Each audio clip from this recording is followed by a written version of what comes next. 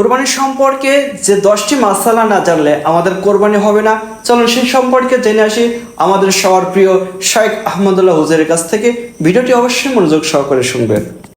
সুপ্রিয় দর্শক, আজ আমরা কোরবানিকে ঘিরে কমন 10টি প্রশ্নের উত্তর জানার চেষ্টা করব ইনশাআল্লাহ তাআলা। সর্বপ্রথম যে প্রশ্ন উত্তর জানবো তা হলো ভাগে কোরবানি দেওয়া প্রসঙ্গে। এই প্রসঙ্গটা খুবই গুরুত্বপূর্ণ, অবশ্যই মনোযোগ সহকারে শুনবো আমরা। ভাগে কোরবানি দেওয়া নিয়ে আমাদের অনেকগুলো প্রশ্ন আছে, যেমন ভাগে কোরবানি দেওয়া জায়েজ আছে কিনা, জায়েজ থাকলে ভাগীদারদের সংখ্যা বেজোড় হতে হবে নাকি জোড় হলেও চলবে, কেউ পশু ক্রয় করার পর ভাগীদারের সংখ্যা বাড়াতে পারবেন কি না। আমাদের সমাজে জোর বিজয় নিয়ে অনেক তর্ক বিতর্ক হয়, তাই মনোযোগ সহকারে সবাই শুনবেন। এর সংক্ষিপ্ত উত্তর হলো যে গরু এবং ওট বড় পশুতে ভাগে কোরবানি দেওয়া যাবে এবং সর্বোচ্চ 7 জন ব্যক্তির তরফ থেকে গরু এবং ওট যথেষ্ট হবে। এটি সংখ্যাগরিষ্ঠ উলামা ইকরামের মত এবং এটি দলিলের দিক থেকে সমৃদ্ধ এবং বিশুদ্ধতর মত। আর কোরবানি ভাগীদারদের সংখ্যা বেজোড় হতে হবে এমন কোনো বাধ্যবাধকতা নেই। জোড় বেজোড় যে কোনো সংখ্যক ভাগীদার হতে পারবেন সর্বোচ্চ 7 পর্যন্ত। তবে একটি ভাগ একাধিক ব্যক্তি নিতে পারবেন না বা একাধিক ব্যক্তির তরফ থেকে একটি ভাগ হতে পারবে না। আর কোরবানির পশু কেনার পর কেউ যদি ভাগীদারের সংখ্যা বাড়াতে চান তাহলে সেটি তিনি করতে পারবেন। ধরুন দুজন মিলে কোরবানি করবেন বলে পশু ক্রয় করেছেন, তৃতীয় আরেকজনকে তারা যুক্ত করলেন, এটি জায়েজ আছে। অনেকেই আর্থিক সমস্যার কারণে এই কাজটা করতে চায়। আহমদুল্লাহ হুজুরের কাছ থেকে আমরা জানলাম এটা করা জায়েজ আছে ইনশাআল্লাহ। দ্বিতীয় প্রশ্ন হলো জবের সময় যাদের পক্ষ থেকে কোরবানি করা হচ্ছে তাদের নামের তালিকা পাঠ করা আবশ্যক কিনা। এর সরল এবং সহজ উত্তর হলো এটি জরুরি কিংবা আবশ্যক নয়, তবে যদি কেউ করতে পারেন তাহলে সেটি ভালো, মুস্তাহাব। পশু জবাই করার সময় এই সমস্যাটা বেশি হয়। একজন যদি অ্যাবসেন্ট থাকে তাহলে আমরা অনেক টাইম তার জন্য অপেক্ষা করি, এটা না করে আমরা জয় করতে পারবো ইনশাআল্লাহ।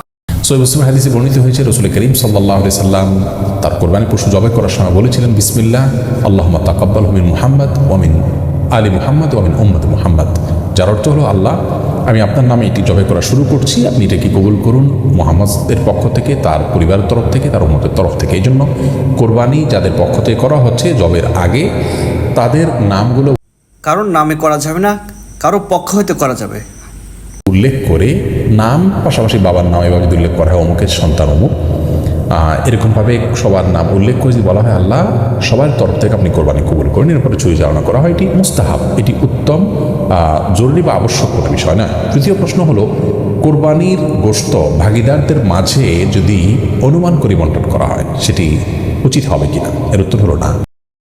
আমাদের সমাজে ভাগ করার সময় অনেক গুরুত্ব সহকারে এই বিষয়টি উচিত হবে না, বরং যথাসম্ভব পরিমাপ করে সমান হারে সবার মধ্যে বন্টন করা উচিত এবং কর্তব্য, এটা অনুমান করে ভাগ করা উচিত নয়। 4 নম্বর প্রশ্ন হলো গোশত কয় ভাগ করতে হবে, 3 ভাগ করা আবশ্যক কিনা। এর উত্তর হলো যার যার ভাগের গোশতকে তিনি 3 ভাগে বিভক্ত করে বন্টন করা বা ব্যবহার করা এটি মুস্তাহাব।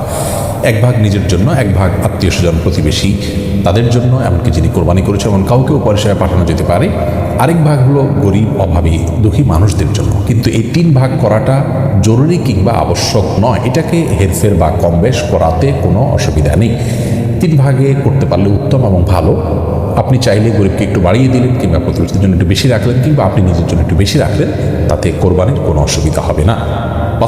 প্রশ্ন হলো ঋণ করে কোরবানি করা যাবে কিনা। এর সরল উত্তর হলো ঋণ করে কোরবানি করা যাবে যদি আপনি পরবর্তী ঋণ পরিশোধের ব্যবস্থা থাকে, আপনি সেই জায়গা থেকে ঋণ পরিশোধ করে দিবেন, এরকম আশা যদি থাকে আপনি অবশ্যই ঋণ করে কোরবানি করতে আমরা এই বিষয়ে অনেক সতর্ক। আমরা যদি ঋণগ্রস্ত হই তাহলে আমরা কোরবানি করি না পারবেন, তবে ঋণ করে কোরবানি করা কারোর জন্য আবশ্যক নয়। আপনি যদি অভাবী হন ঋণ করে কোরবানি আপনার জন্য করবেন। 6 নম্বর প্রশ্ন হলো মৃত ব্যক্তির তরফ থেকে কোরবানি করা যাবে কিনা। যদি যায় তাহলে তার গোশত বন্টনের পদ্ধতি কি হবে। এর উত্তর হলো মৃত ব্যক্তির তরফ থেকে কোরবানি করা যাবে। নবী করিম সাল্লাল্লাহু আলাইহি সাল্লামের তরফ থেকে আলী রাদিয়াল্লাহু তাআলা কোরবানি করেছেন। অতএব নিজের মা বাবা কিংবা অন্য কোনো আত্মীয় স্বজনের তরফ থেকে যারা মৃত্যুবরণ করেছেন তার তরফ থেকে আপনি কোরবানি করতে পারেন। আর এই কোরবানির গোশত বন্টনের বিধান হলো যিনি মৃত ব্যক্তির তরফ থেকে কোরবানি করছেন যার অর্থ দিয়ে এই গোশতটা তার, তিনি এটিকে তার মতো করে ব্যবহার করবেন, 3 ভাগে ভাগ করে নিজের গোশতের মতো করে এটাকে বন্টন করা মুস্তাহাব। আর যদি কোনো ব্যক্তি মৃত্যুর আগে ওসিয়ত করে যান কোরবানির জন্য তাহলে সেই কোরবানির গোশত আবার সম্পূর্ণটুকু দান করে দেবে গরিবদেরকে। এটা তার ওসিয়ত যারা প্রতিপালন করেছেন তাদের হক নয়, এটা গরিবের হক। এই ব্যাপারটা অবশ্যই মাথায় রাখতে হবে, যদি ওসিয়ত কেউ করে যায় তাহলে কোরবানির সেই গোশত আমাদের খাওয়া যাবে না। 7 নম্বর প্রশ্ন হলো, কোরবানি পশু নিস্তেজ হওয়ার আগেই অনেকে চামড়া চালা শুরু করেন, রক কাটা শুরু করেন, এটি জায়েজ আছে কিনা? এর উত্তর হলো এটি সম্পূর্ণ গুনাহের কথা। এমনকি জবের পরের সময় কসাইরা চাকু দিয়ে খোঁচাতে থাকেন, এর ফলে কোরবানির পশু স্বাভাবিক মৃত্যু না হয়ে অস্বাভাবিক মৃত্যু হতে পারে, যার ফলে পশু খাওয়া পর্যন্ত হারাম হয়ে যেতে পারে। এই জন্য চাকু দিয়ে জবের পরে খোঁচানো উচিত নয়। এবং আমরা কিন্তু এই কাজটা অনেকেই করে থাকি দ্রুত কাজ সম্পাদন করার জন্য। আমরা অবশ্যই খেয়াল রাখবো যেন আমরা এই কাজটা না করি। যদি এই কাজটা করি তাহলে কিন্তু গরু মৃত্যুবরণ করবে, সেটা কিন্তু আমাদের জন্য খাওয়া হারাম হয়ে যাবে। নিস্তেজ হওয়ার আগে চামড়া ছেলা কিংবা রক কাটা সম্পূর্ণভাবে না জায়েজ কাজ। সহিহ মুসলিম হাদিসে আসছে পশুর প্রতি অমানবিক না হওয়া প্রয়োজন ছাড়া, সেজন্য এটি করা যাবে না। 8 নম্বর প্রশ্ন হলো, অনেক সময় দেখা যায় বুড়ি পরিষ্কার করতে দেওয়া হয় এবং যাকে দেওয়া হলো তাকে বলা হয় যে এটা পরিষ্কার করার পর তুমি কিছু নিয়ে আমাকে কিছু দিও। এটি জায়েজ আছে কিনা? এর সরল উত্তর হলো এটি জায়েজ নাই। কারণ নবী করিম সাল্লাল্লাহু আলাইহি সাল্লাম আমাদের সমাজে এই প্রথাটা বেশি প্রচলিত আছে, অবশ্যই আমরা এদিকে খেয়াল রাখবো। কোরবানির পশুর গোশত যারা প্রস্তুত করেন তাদেরকে কোরবানির পশুর গোশত দিয়ে কোনো কিছু দিতে নিষেধ করেছেন, সেজন্য এটি জায়েজ নয়। আপনি হয় সম্পূর্ণ বুড়ি কাউকে দিয়ে দিবেন, অথবা তাকে দিয়ে পরিষ্কার করার পর তাকে টাকা দিবেন, বুড়িটা আপনি নেবেন, কিন্তু পরিষ্কার করার বিনিময়ে কিছু বুড়িতে নেবেন, এটি জায়েজ নয়। তাকে পারিশ্রমিক দেওয়ার সর্বোত্তম কাজ। 9 নম্বর প্রশ্ন হলো, অমুসলিমকে কোরবানি গোশত দেওয়া যাবে কিনা? উত্তর হলো অমুসলিমকে কোরবানি গোশত দেওয়া যাবে, কোনো নিষেধাজ্ঞা ব্যাপারে নাই।